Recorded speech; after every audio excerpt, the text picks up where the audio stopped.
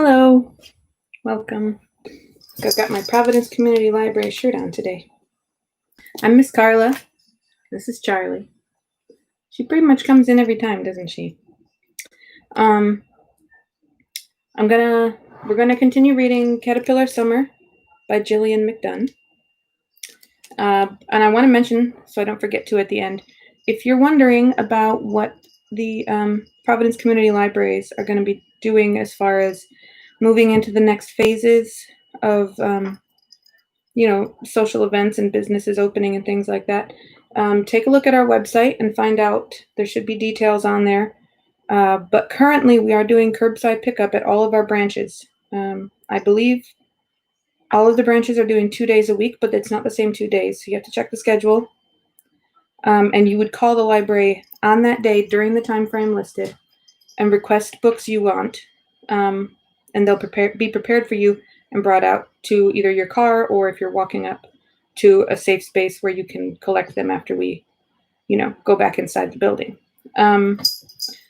We are going to be eventually moving to some more services where you'll be able to maybe use computers or browse a few more book options instead of just requesting specific ones. That will be later, though. That will be in about a month. But keep checking our website for updates on what kind of services we're providing when we start to do more in-person stuff. One thing I can tell you is that when you do come back to the library, whenever that happens, you can expect, in a lot of cases, some really cool changes. At Fox Point Library, where I'm from, we're working on rearranging a bunch of stuff and making the library a comfortable, happy place to be in with a whole new shelving arrangement. We're going to be moving stuff around and making things easier to access and comfortable to use. So a lot of us are working in the libraries, even though we can't be open to the public yet, to try and make things a little bit better inside. So we're using this time to the best that we can until it's time for you guys to come back and visit us in person. All right, let's get back to reading. Yes. We are on part 3 now. Gather and hunt. There's Caterpillar and Chicken. Oh, they're hugging. And it says, "Together is my favorite place to be," by Caterpillar in Caterpillar and Chicken, Friends for Infinity. Chapter 13. Sandpipers dashed in and out of the waves, gobbling unlucky fish. Cat wasn't sure she'd be welcome on the morning walk, but Macon had been waiting for her like normal. "I didn't like the way we left things last night," said Macon. She leaned over to pick up a plastic cup. "And now you're awful quiet," he said. Cat shrugged. It was easier to be quiet. Finally, Macon cleared his throat. "Are you, disappointed about your mom?" "I'm not supposed to be, right? Just proud," said Cat. Macon scratched the back of his neck. "You should be proud. It's not easy to support a family. She works hard." Cat dug her toes in the sand. He didn't get it. "I'm tired of work coming first."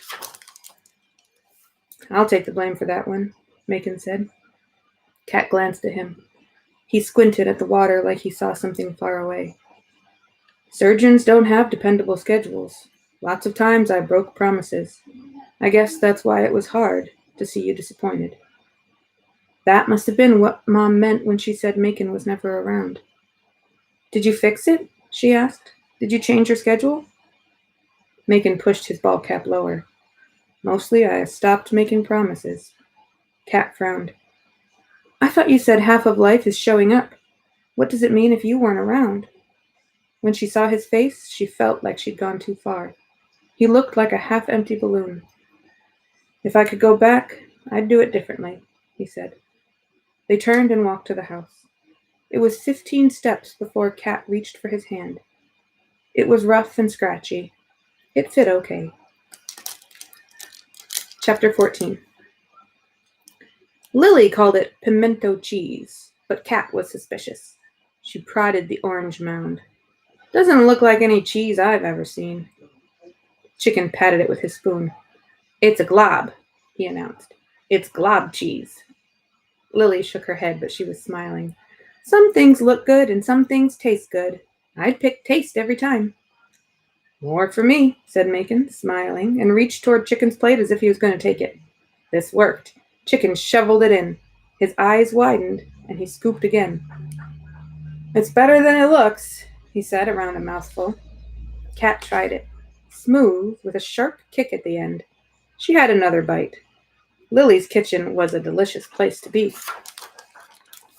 They were still eating when there was a knock at the door. Harriet. In one hand she held 3 fishing nets, and in the other a bucket with a jumble of mini flashlights. Cat raised her eyebrows. There was no way those nets would work from the pier. You sounded sort of blue about your mom, so I came up with a plan. Harriet looked past Cat. You all having supper? Good evening, Harriet, said Lily. Join us, won't you? Hey, Miss Lily, said Harriet. I already ate, thanks. But she pulled out a chair, eyeing the food. Nonsense, said Lily, placing a plate in front of her. Well, maybe I've got room. Harriet dug in. Lily grinned. Tell me about all this stuff. Harriet wiped her mouth. Yesterday was a bad day fishing, and today Cat's having a bad day, period. We need something to change our luck, said Harriet. Lily looked puzzled. Night fishing? Not fishing, said Harriet, grinning. Hunting. A grin spread over Macon's tanned face, transforming it into a map of creases and wrinkles. Think it's warm enough? He asked Harriet. I reckon so. It's practically July. What are you all talking about? Said Lily. At the same time, Harriet and Macon said, Ghost crabbing. Ghost crabbing? Asked Cat. What's that? You don't know ghost crabs? Asked Harriet between bites. They mostly hide during the day, but sometimes they pop out for a spell. They're the same color as the sand with little eyeballs that stick up. Harriet scuttled her hand across the table. But why are they called ghost crabs? Asked Chicken. It's 'cause they come out at night. Harriet stretched out the last word to make it sound spooky. Or maybe because they're pale. Who knows? Chicken laughed. Harriet continued. When a flashlight shines on the sand, you see hundreds of eyes looking back at you. Creepy, said Cat. But not scary, said Harriet. Can I come along? Asked Chicken. But you don't like lots of eyes looking at you, said Cat, remembering his comment about Toy Boat's action figures. I don't mind crab eyes, Chicken said. There was no understanding him sometimes. I'm in, said Macon, surprising Cat. Lily, what do you say? Only if Chicken promises to hold my hand, said Lily. If we lose you in the dark, we'll never find you. I promise, said Chicken solemnly. Harriet distributed the flashlights. The sand was cool and damp under Cat's feet. At first there was nothing, but then, in a beam of light, There's one, called Harriet. She scurried after a crab the size of a quarter, which disappeared in its burrow before Harriet could reach it. There, caterpillar, there, called Chicken, pointing his flashlight. The beam illuminated a group scurrying sideways across the sandy terrain. She raced after them. The one closest to her was the largest. She smacked her net down. I got one, she shouted. Harriet was there in a flash. Let's see. Turn it slowly over the bucket, said Macon. Harriet held the bucket steady. With a plop, the crab landed inside. Chicken aimed his flashlight. Get me another caterpillar, please. Cat and Harriet dashed along the shore, chasing the funny little ghost crabs. They brought their prisoners to Chicken, who proudly guarded the bucket. Finally, they counted them. 23, said Chicken in awe. Time to call it a night, said Lily. Chicken handed the bucket to the girls and went back to the house with Lily. Cat found herself wishing he'd fall asleep in the guest room bed again. Ready to go? Harriet asked. Later, ghost crabs, said Cat. They tipped the bucket slowly. Crabs scuttled in all directions. May you never eat a baby sea turtle, added Harriet. The unlucky streak is officially broken, said Cat. Next up, catching an actual fish. They walked Harriet to the corner. She crashed the screen door open and disappeared into the house. There was no way to miss Harriet coming or going. What do you think? Asked Macon. Will that do the trick? Cat didn't know, but she could hope. She would find out tomorrow. Chapter 15. Chicken was a creative sleeper. He had fallen asleep in the guest room just as she'd hoped, and in the morning she checked on him. This time he had turned sideways so his feet hung off the side of the bed. He made a whistling sound when he breathed out. 2 nights of chicken in his own bed was a major victory. Maybe it was all the delicious food. Maybe it was the ocean air. When Kat came downstairs, Lily looked at her, eyebrows arched. "Did he go on a walk without you?" "I told him to go ahead," said Kat. She picked up the mug of hot chocolate he'd left for her. "I'm meeting Harriet early because it's supposed to rain later." "Let me make you a sandwich," said Lily. She built a biscuit stuffed with ham and eggs. Kat gave her a quick hug. "Thanks." When she opened the door, Macon was coming upstairs. "Howdy," said Macon. "Hey," said Kat. She was already down the steps and 3 houses down the path when he called after her. "Good luck," he shouted. "Thank you," Kat called back. She saw Harriet and broke into a careful run. When she caught up, she handed Harriet half her sandwich. At the pier, John Harvey had claimed his lucky spot at the end. Just to annoy them, he announced every catch he made, each one seemingly bigger than the last. "Silent treatment," Harriet whispered. "Let's freeze him out." But John Harvey didn't care. Each time he announced another fish, Harriet got angrier. Finally, she was boiling. "I wish I knew what we were doing wrong." She pointed at a small building adjacent to the pier. "I know we don't have money, but let's check out the bait shop. Dean should give us some advice, or even if he can't, we'll have a break from hearing John Harvey, and that's worth something." They pushed open the shop door. A grizzled man sat behind the counter. "Morning, ladies," he said, looking up from his copy of the Weekly Wave. "Hey, Dean," said Harriet. "This is my friend Kat." Dean folded the newspaper. "Hey there, Kat. Are you Amanda's girl?" Kat nodded, wondering how he knew. "Miss her something fierce around here," said Dean. "It's a shame we haven't seen her in so long. She was a right good fisherman and a good girl, too." He shook his head. "We need advice," said Harriet, plunking down at the counter. "We can't catch a fish for the life of us." Dean rubbed his chin, seeming to understand this was a serious situation. "What y'all been using as bait?" "Hot dogs, mostly," said Kat. "Also cornbread." Dean rubbed his chin, thinking. "Crumbly?" The girls nodded. "Let me see what I have in the back." He dug in a freezer case, finally returning with a bag of silvery fish. "Take these anchovies. Free sample to get you started." Dean put them in another bag and nodded the top. "Should work better than hot dogs and cornbread." "That's so nice," said Kat as she took the bag. "Thank you." She wanted to ask more questions, about fishing or maybe about her mom, but when the door jangled, Dean went to talk with his customers. Back on the pier, John Harvey and Dixie had gone. Good. "All right." Kat tried to sound confident. Her experience with anchovies was seeing them on Mom's half of the pizza, where they lay there, smelly and shriveled. These anchovies were torpedo-shaped and larger than she expected. They also had faces and tails. "Ugh," said Harriet. "They're dead eyes." Kat grimaced. She found a hook, then knotted it to the fishing line. She took a fish from the package and pushed the hook tentatively, but it didn't go in. Harriet shrugged. Again, Kat pushed, and this time it sunk into the fish. She shuddered, dropping her line in so she didn't have to look at it. Harriet whistled. "Wow, Kat, you look like a real fisherman. A real fisher person, I mean." Kat grinned. Today, her luck might turn around. There was something about using real bait that felt official. Mom would be impressed if Kat figured out fishing on her own. Kat wouldn't tell her beforehand. She would just bait her hook like it was no big thing. Harriet crossed her arms and turned up the side of her mouth. "Hey, girls," she drawled, sounding so much like John Harvey that Kat expected to see Harriet's freckles disappear and her eyelashes turn blonde. "Just wanted y'all to know that I caught 1,000,000 fish today. Nah, make it 1,000,000,000. 1,000,000,000," said Kat in her best Southern accent. "A squillion." Harriet stretched out her hands. "A googleplex." "A googleplex +1," said Harriet. This was too much. Kat cracked up. "John Harvey is the worst," she said. "The only good thing about him is his dog." They leaned against the railing, laughing. Behind them was a jingling sound. Kat hoped it was the door from Dean's bait shop, or maybe the tags of some other dog. But when she glanced back, Dixie was trotting along behind John Harvey, who was returning to his lucky spot at the end of the pier. Kat's cheeks were hot. "Do you think he hurt us?" Harriet shrugged. "He says worse stuff than that each morning before breakfast." Cat and Harriet had been having fun, and he had been so nasty anyway. Did it really matter if his feelings were hurt? She tried to push away that did something bad feeling, but it stuck like bubblegum. It had taken some of the fun out of the morning. Cat checked her line, but when she reeled it in, her bait was gone.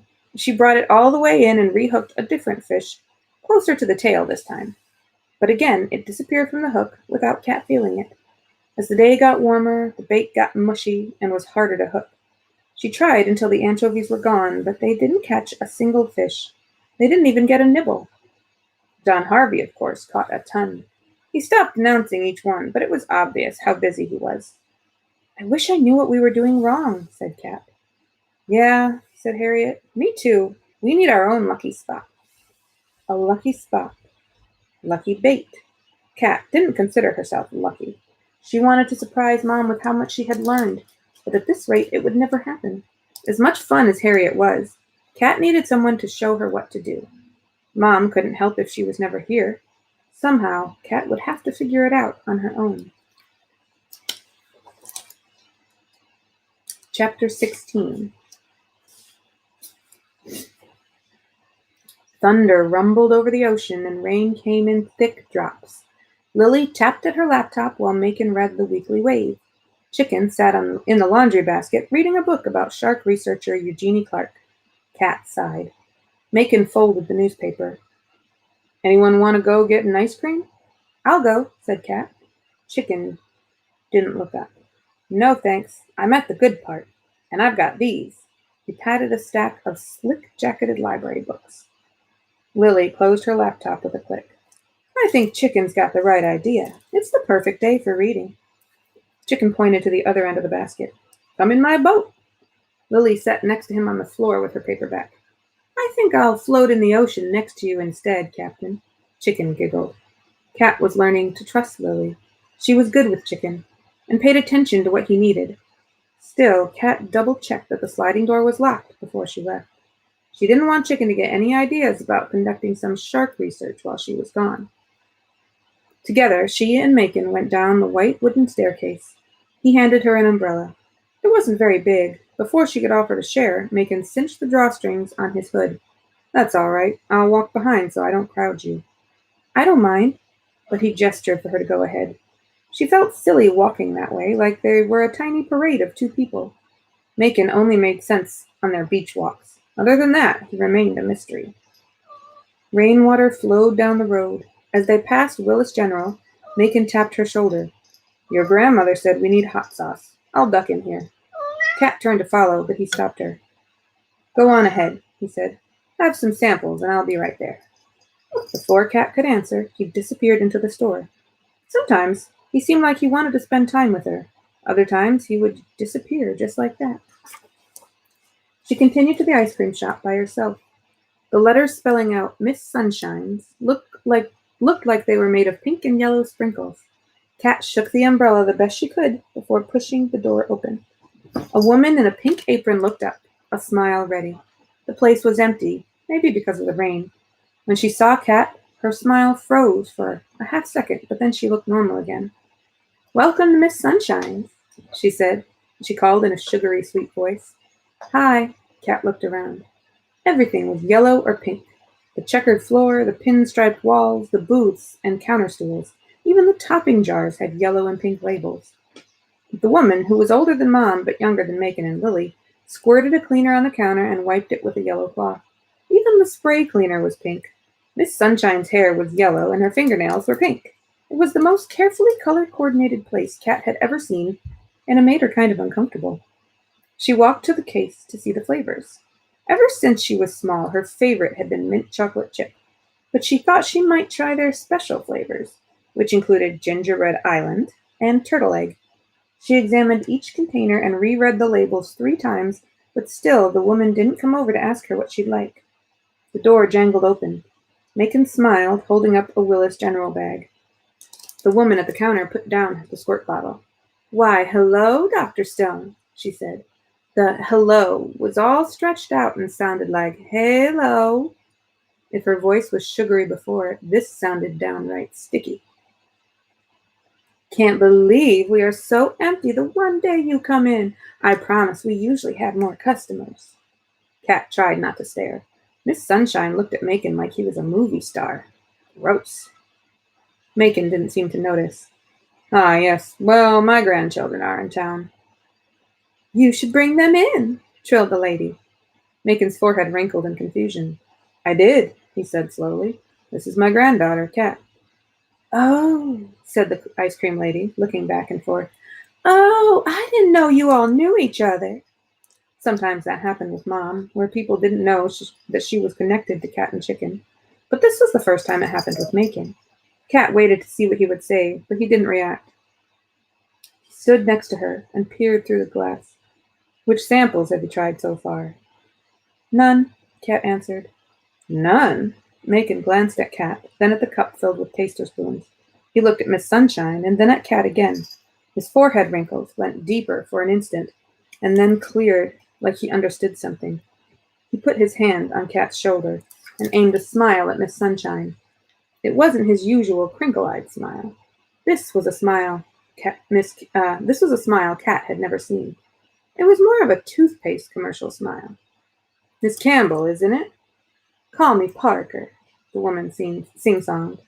Cat looked at her curiously. She couldn't tell if Parker was her first name or her last name. It didn't matter, though, because Cat would probably always think of her as Miss Sunshine. Miss Parker, he said. His tone was smooth, and suddenly his southern accent became stronger. That was interesting, because Mom always got extremely polite and very southern when she was hopping mad on the inside. Cat looked at him out of the corner of her eye. He still had the toothpaste smile. Could my granddaughter, Cat, and I get some samples? She needs a big gingerbread island welcome, so I think it would be best for her to have a sample of every flavor. Cat's eyes widened. There had to be at least 30 tubs of ice cream.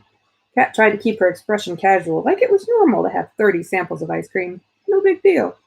Miss Sunshine's smile faltered for a second, but then sugared up full strength. Of course, she's precious, Dr. Stone. Let me get some samples for y'all. Spoon after spoon, the samples came, and they were all for Cat. Miss Sunshine tried to hand some to Macon, but he waved them away, saying he knew what he wanted. The entire time Cat sampled, his hand stayed steady on her shoulder like he was reminding Cat that he was there. The ice cream was rich and creamy. Turtle Egg was chocolate caramel eggs with a raspberry ribbon. The gingerbread island flavor had gumdrops and tiny gingerbread people.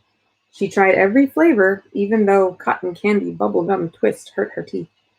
Cat's tongue couldn't keep track of all the flavors, so she settled on her old favorite, mint chocolate chip. She was glad her ice cream wasn't yellow or pink.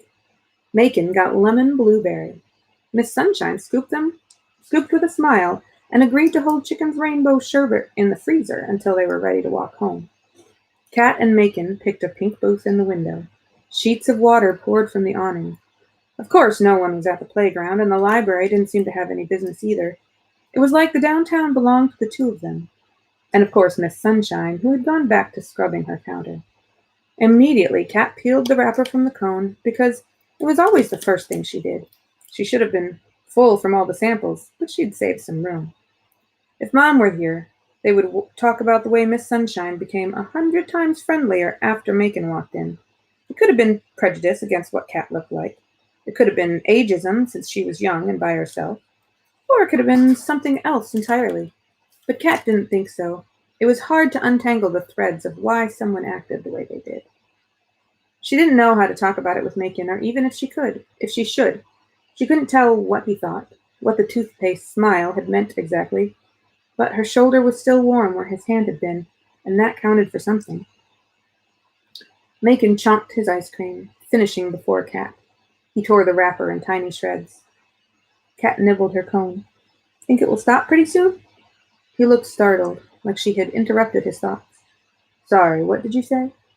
Cat pointed out the window. The rain. Think it will blow over soon? Probably, he said absent-mindedly. Anyway, I've been thinking. He cleared his throat. It's been such a long time for me, with fishing, I mean. Cat's insides tightened. His timing was terrible. Even though it had started awkwardly, they'd had a good time getting ice cream. She would always remember trying all those samples. But here he was, bringing up fishing just to tell her no again. Macon took a deep breath. Half of life is showing up, and it's the same with fishing. You have been doing a great job with that. Kat laughed shortly. He was giving her credit for showing up. He might as well give her a prize for breathing. Sure, she'd shown up, but hadn't caught a single fish. It didn't seem like anything to be excited about. Big deal, she said. Hey, he said seriously. Not every kid would keep trying. You've got grit. Gumption. He drummed his fingers on the tabletop.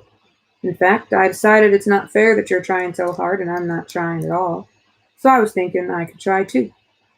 Kat looked at him carefully. Really? No promises, he said. But I'll teach you what I can. They were quiet. The rain poured. Back on the beach, he told her he'd stopped making promises. But she remembered his voice when he'd said, my granddaughter, Kat. It hadn't sounded like someone who was afraid of promises. They could do this. And although maybe it was too much to hope for, Mom might join them when she visited. Then it would be 3 of them, side by side. One question, she said. Macon swept the wrapper pieces into his hand. Anything. When do we start? All right, I think this is a good stopping place. We will start with chapter 17 tomorrow, which is page 162. And let's see, how many pages are in this book? 291, so we are over halfway through this book. I've been thinking about the next book we'll read, and I found a cool edition of The Wizard of Oz, The Wonderful Wizard of Oz, which, of course, the movie is based off of, but this is the original chapter book by Frank Baum. So I have a cool copy of that I brought home from the library. I was thinking of reading that one. That's a pretty cool book, and it's different enough from the movie, where if you've read the movie, you'll still get some new stuff. And I remember thinking it was a pretty interesting read the last time I read it. So if you have any thoughts about The Wonderful Wizard of Oz as our next book, feel free to comment. But I think that's maybe what we're going to read next. We still got a good few days to work on this, though, because this is a good book, but it's kind of slow going, isn't it? The chapters are a little bit longer. There's a little bit more happening, more dialogue, so it takes a little bit longer to get through, but I think it's really interesting, and I am certainly enjoying it. So I hope you are too, and I hope you enjoyed today's reading, and I'll see you tomorrow. Have a good day.